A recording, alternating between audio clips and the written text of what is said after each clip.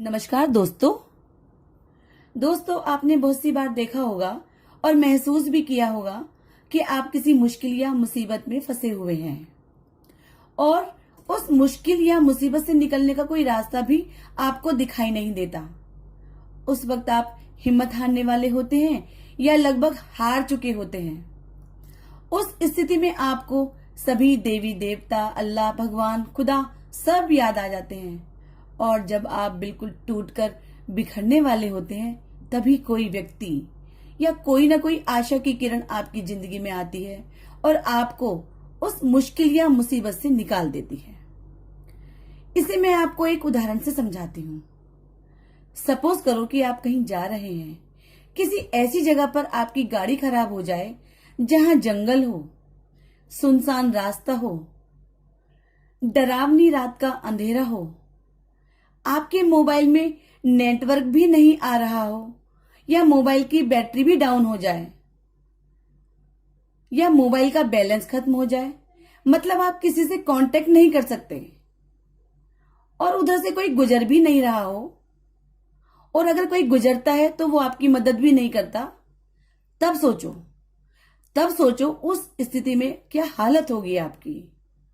एक तो रात, ऊपर से बदमाशों का डर, जंगली जानवरों का डर अलग से। अब जरा सी आहट ही आपकी जान निकालने के लिए काफी है। आपको साक्षात यमराज सामने दिखाई देने लगेंगे। अल्लाह, खुदा, भगवान, ईश्वर सभी एक साथ याद आने लगेंगे और जुबां पर सिर्फ एक ही बात होगी कि हे मेरे मालिक, हे मेरे भगवान, बस मुझे एक बार इस मुश्किल से निकालकर सही सलामत घर पहुंचा दे। आपका खून सूखने वाला ही होता है कि तभी कोई आपके पास आकर रुकता है और आपकी मदद करता है, जिससे आप सही सलामत घर पहुंच जाते हैं और घर पहुंचकर आप उस व्यक्ति को बार बार धन्यवाद देते हैं। अब यहां पर एक बात सोचने वाली है, क्या वह व्यक्ति अपनी मर्जी से आया था? क्या उसका आना एक इत्तेफाक था या उसे उस रब ने, उस मालिक ने, उस भगवान ने, उस खुदा ने आपके पास भेजा था?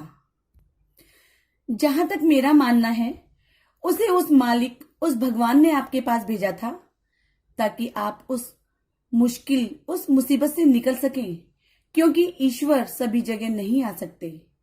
वो आपकी मदद करने के लिए किसी न किसी को आपके पास भेज देते हैं। ये तो मात्र एक उदाहरण था। इस तरह की बहुत सी बातें हमारी जिंदगी में होती हैं।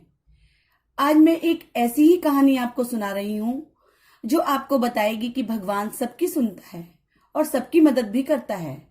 बस आपको धैर्य और खुद में तथा भगवान में विश्वास रखना है। एक बहुत बड़े तथा मशहूर डॉक्टर थे जिनका नाम था मार्क। यह एक कैंसर स्पेशलिस्ट थे। एक बार ये किसी सम्मेलन में भाग लेने के लिए किसी दूर के शहर जा रहे थे। वहां उनको उनकी नई मेडिकल रिसर्च के महान कार्य के लिए पुरस्कृत किया जाना था। ये बहुत ही उत्साहित थे तथा जल्दी से जल्दी वहां पहुंचकर अपना पुरस्कार पाना चाहते थे। उन्होंने इस शोध के लिए बहुत मेहनत की थी। जैसे ही वो प्लेन पर सवार हुए, कुछ समय बाद ही प्लेन में खराबी आ गई, जिसकी वजह से प्लेन को आपातकालीन लैंडिंग करनी पड़ी। दूसरी फ्लाइट भी कई घंटे लेट थी। डॉक्टर मार्क को लगा कि वे अपने सम्मेलन में सही समय पर नहीं पहुंच पाएंगे, इसलिए वह प्लेन से उतर गए और स्थानीय लोगों से सम्मेलन तक का रास्ता पता किया और एक टैक्सी किराए पर ले ली। उनको टैक्सी तो मिली, लेकिन बिना ड्राइवर के, इसलिए उन्होंने खुद ही टैक्सी चलाने का निर्णय ले लिया। जैसे ही उन्होंने यात्रा शुरू की, कुछ देर बाद बहुत तेज आंधी तूफान शुरू हो गया। रास्ता लगभग दिखना बंद सा हो गया, जिसकी वजह से वे गलत रास्ते की ओर मुड़ गए। लगभग 2 घंटे तक भटकने के बाद उन्हें समझ में आ गया कि वे रास्ता भटक गए हैं। थक तो वे गए ही थे, भूख भी उन्हें बहुत जोरों से लग गई थी।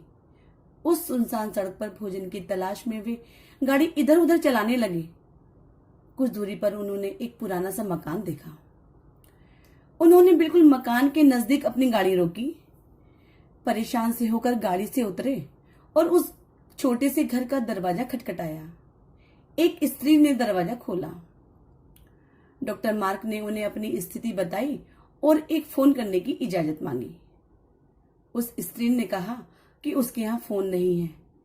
फिर भी उसने उनसे कहा कि आप अंदर आ जाइए और चाय पीजिए और थोड़ा आराम कीजिए। मौसम थोड़ा ठीक हो जाने पर चले जाना। भूखे और थके हुए डॉक्टर ने तुरंत हामी भर दी। उस औरत ने उन्हें बिठाया और बड़े सम्मान के साथ चाय पीने के लिए दी और साथ में कुछ खाने के लिए भी दिया। साथ ही उसने कहा, आइए खाने से पहले भगवान से प्रार्थना करें और उनका धन्यवाद दें। मार्क उस स्त्री की बात सुनकर मुस्कुरा दिए और बोले, मैं इन बातों पर विश्वास नहीं करता, मैं मेहनत पर विश्वास करता हूं। आप अपनी प्रार्थना कर लें। चाय पीते हुए डॉक्टर मार्क उस स्त्री को देखने लगे जो अपने छोटे से बच्चे के साथ प्रार्थना कर रही थी। उसने कई प्रकार की प्रार्थनाएं की। डॉक्टर मार्क को लगा कि हो न हो इस स्त्री को कुछ समस्या है।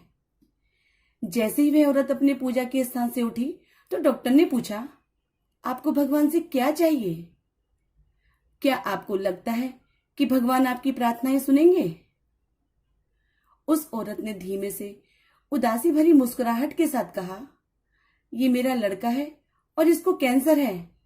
इसका इलाज मार्क नाम के एक डॉक्टर कर सकते हैं, लेकिन मेरे पास इतने पैसे नहीं कि मैं उनके पास उनके शहर जा सकूं, क्योंकि वे दूर किसी शहर में रहते हैं।